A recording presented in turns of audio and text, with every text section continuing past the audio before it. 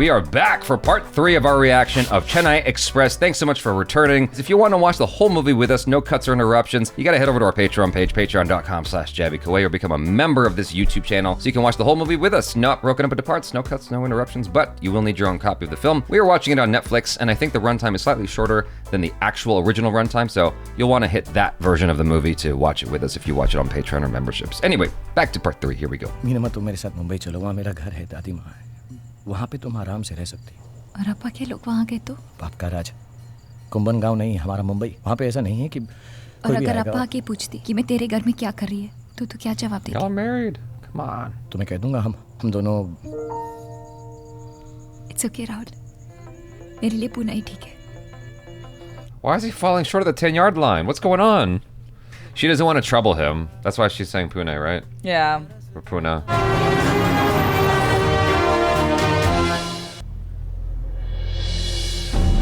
No way. No way. How would they know? Rahul हम किधर आ गई? पता है कि हम बिल्कुल सही जगह पर आए मीना। बिना सोचे समझे तुम कैसे? मैंने बहुत सोच समझ कर ये फैसला लिया। अपा इवर ये नहीं नहीं मीना, आज मुझे और तुम्हारे अप्पा दोनों को ट्रांसलेशन की जरूरत नहीं। No subtitle. कुंभन गांव के सबसे इंपॉर्टेंट मैन पेरियातल है। Good sir, good. It's very good to be important sir, but it is more important to be good. क्या आप अपनी बेटी से प्यार नहीं करते? डॉक्टर रनबू इल्ले सर, इल्ले, क्योंकि अप्पा तो शादी में अपनी बेटी का हाथ देते, आपने तो गला ही दे दिया हलाल करने के लिए। ऐसा कोई बाप होता है क्या? We are in the 66th year of independence. लेकिन मीना जैसी इस गांव की हर लड़की को कोई हक नहीं बनता कि वो इंडिपेंडेंस डे मनाए। पूरे गांव से लड़ूंगा सिर्फ मीना के लिए, because I love her.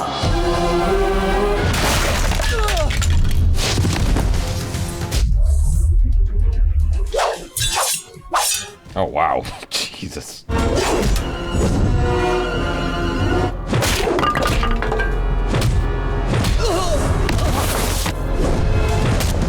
Oh boy. Mercy! Mercy!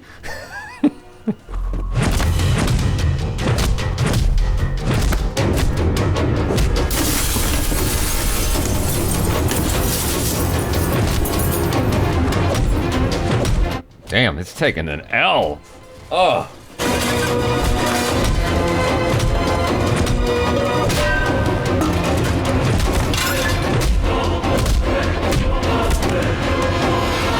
Ow! Oh.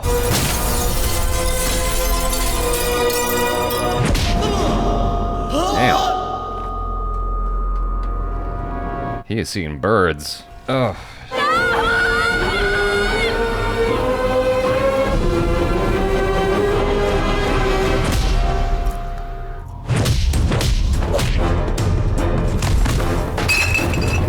Oh my god, that will mess you up. Oh, Jesus, glass ain't no joke.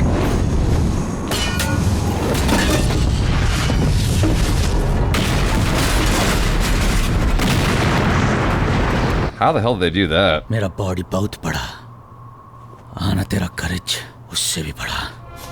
मेरा तेरा। Pops made him go through all that. I don't like him. ராகுலுக்கும் மீனாவுக்கும் கல்யாணம். इतना प्यार करती मेरे को।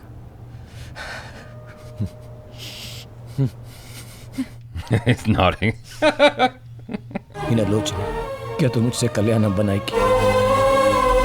बीच रात में अपने अप्पा का। हमारे भारत देश में तकरीबन 1635 भाषाएं बोली जाती हैं। लेकिन आज पता चल गया कि सबसे अहम भाषा एक ही, प्यार की। But which love language? और आज ये राहुल मीनम्मा को जरूर बोलेगा, दिल वाले दुल्हनिया ले जाएंगे। Oh, there's Rajnikant.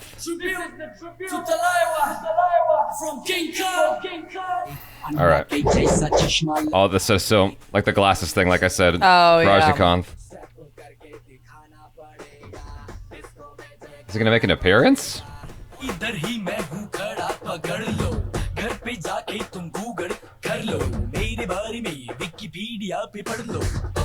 Why didn't they subtitle this part of the movie? No. Chalo. Chennai Express. They didn't show him. Yeah. He didn't make an appearance. Oh well. We can all only hope to have an adventure where we have to fight damn near to the death to prove our love to a woman.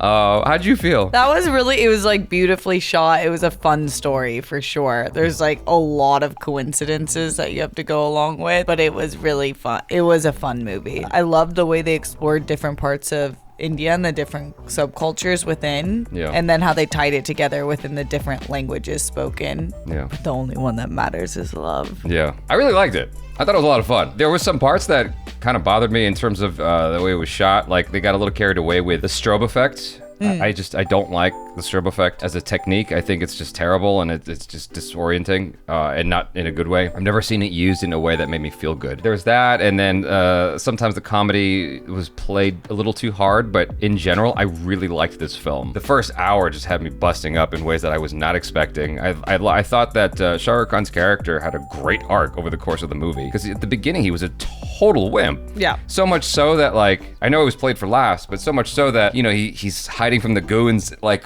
wrapped up in his own legs on top of the luggage, where the luggage is kept. Oh, yeah, yeah. To being this dude that is, like, willing to fight, you know, even if it means his own life, you know, just to prove his love to this woman. Completely different from who he was at the beginning of the film. So I thought that was cool. A lot of just fun comedic moments throughout the film that I thoroughly enjoyed, but like some, like I said, I didn't like when he was talking to the short guy and then he kept doing the horse sound. I'm like, I have no idea what this means. Yeah. I don't know if this is like a YouTube reference of some kind that I don't understand, because there are these Indian comedy YouTube videos that I've seen where it has like a character like that who's just kind of goofy and out there. And wasn't a different language, you don't think? I don't know. I have no idea what to make of that. It just sort of threw me. I'm like, this joke is way overstaying its welcome. It's just like they've played the joke and then they just kept playing the joke. You know, in spite of those moments, it's like, this is the kind of film I feel like I could go back and revisit. I might fast forward through certain parts. That bit, I just thought it was stupid, but yeah. But other moments I really enjoyed. Like at the beginning when she gets on the train and he's about to hop off and he sees another guy's like, okay, fucking,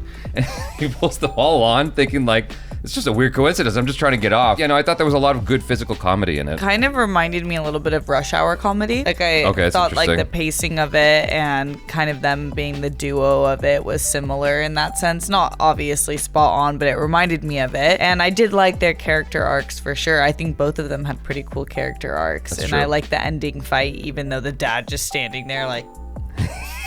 I was like, that's a good role to play. He had like 5 words, but was like strong and solid. Yeah. But I like that ending scene because I thought he was going to take her to his home and that's where the fight could be. But it was cool that to face your problems, circling back to his first line. Yeah. No, I like that a lot. I like that idea of, because we're often trying to avoid their problems. And it's like the best way to deal with it is just to face it head on. Mm-hmm. Even like, especially when you're dealing with trauma or heartbreak or whatever, it's like we try to just hide from it. Whether it's like drinking or, you know, you just broke up with someone so you try to find someone else to sleep with right away or something, or you're at the club and just like loud music is blasting in your ears. And it's like you're not really focusing on the thing that's troubling you and dealing with it head on. I feel like a lot of us can relate to that. The truth of the matter is, it just stays there until you actually deal with it. Mm-hmm. You know, I've tried to run away from my own issues actually, and then I had to go to therapy and like just deal with it head on, and it helped me get through it. So yeah, it's like this sort of throwaway thing that ends up being the entire premise of the final act of the movie.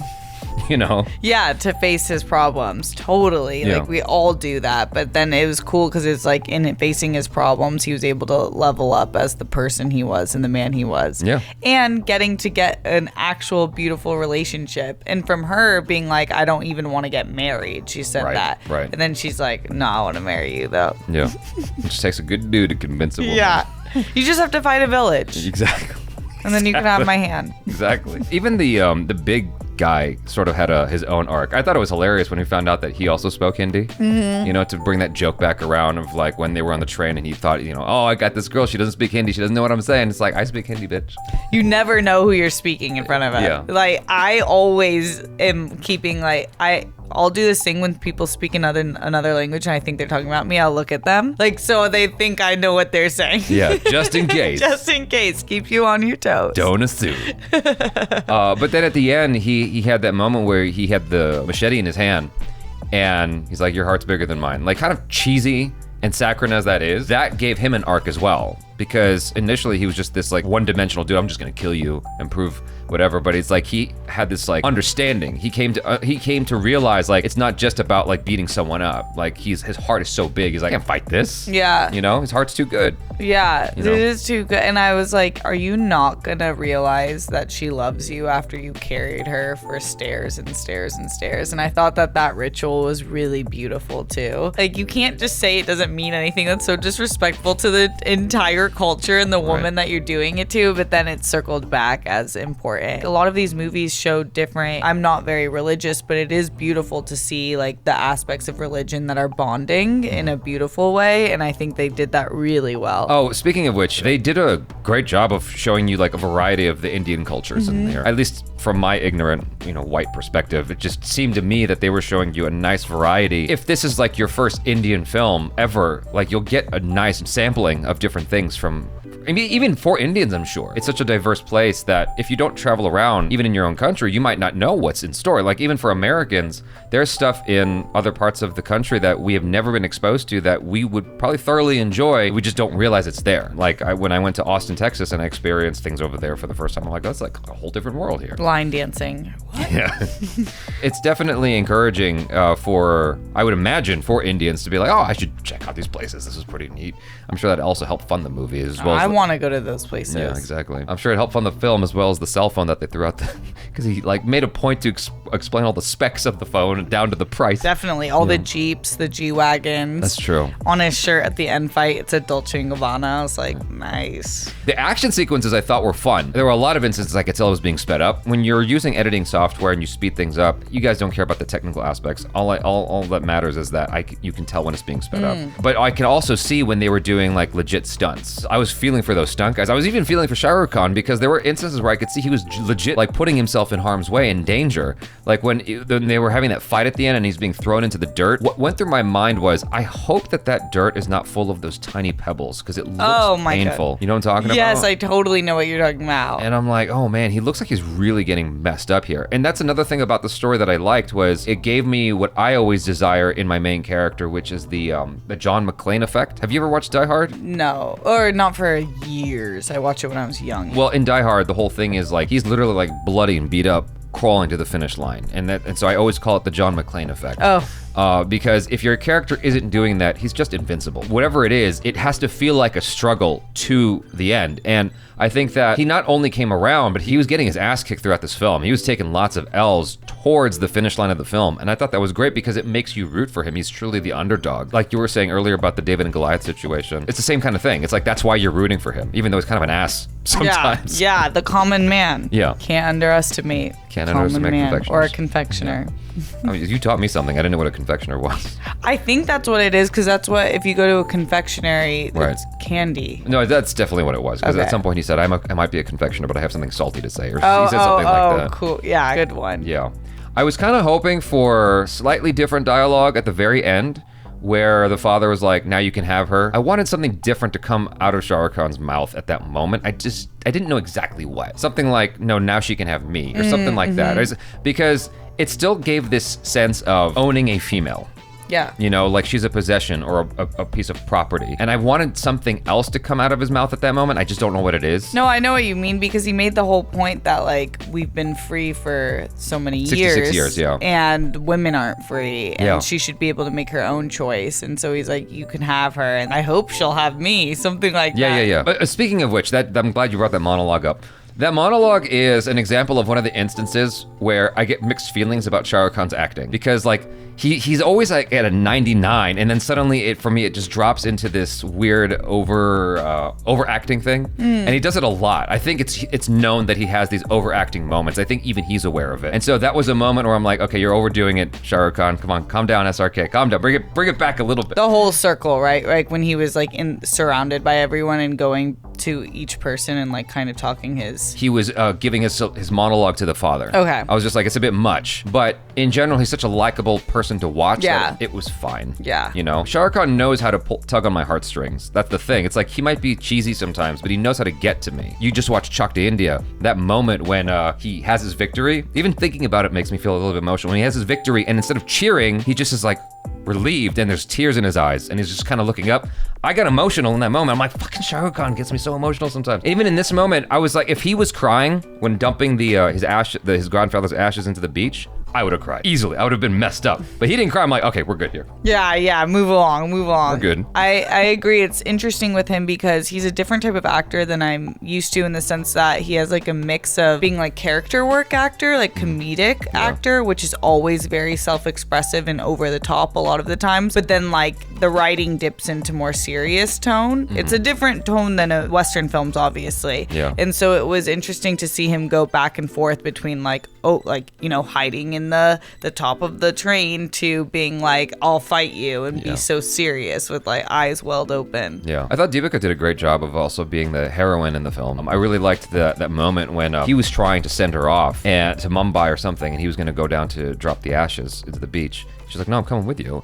And then Shah Rukh Khan's like, what if your father shows up with his goons? And she's like, well, I'll be there to protect you. Like, I love that she had that sort of attitude about her, even though she became a total damsel tied up on the train tracks by the end of the movie where the father was holding her. I'm just like, come on, woman, you're so tough. How come? I'm only forgiving it because it's your pops. That's the only reason. But I don't buy for a second that character would have been held for that long and not interfere. Because of the way she's established as this really tough broad. She's ran away multiple times. Exactly. And then she has like her arm grabbed and she's like, no. Yeah.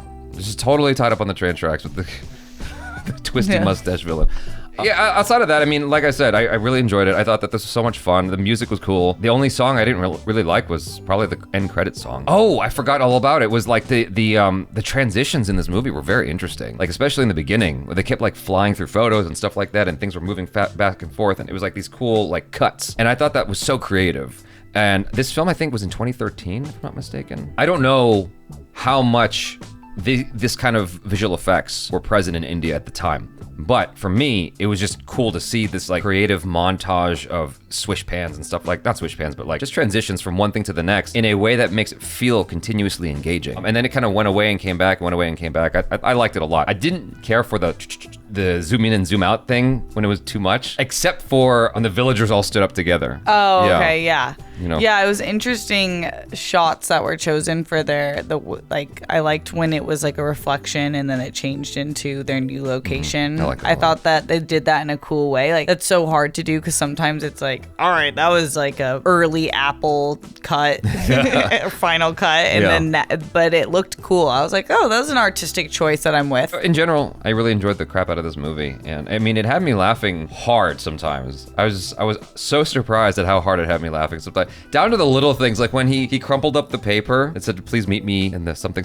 and he threw it at Deepika, and then it hit the other lady square in the forehead. Yeah. I also liked when he was like, it doesn't matter how like powerful you are, it matters how good you are. And that theme that played, like when the little kid like stood up to the big guy. Right. And then the village was like, we're very good to good people, but we will harm you if you are bad. And I'm like, I like that. That's my type of people. Yeah. Yeah, I thought in general, the script was tight. You know, a lot of Indian films that I've watched are like 3 hours long. This was 2 hours and 20 minutes. And I thought that like, in terms of just the scope of the story, they did a pretty darn good job, in my opinion. I enjoyed the crap out of it, so. I would like to know what the Friends thing happened to him. Oh, that's right. They completely disappeared from the movie. Like, your homie just got taken.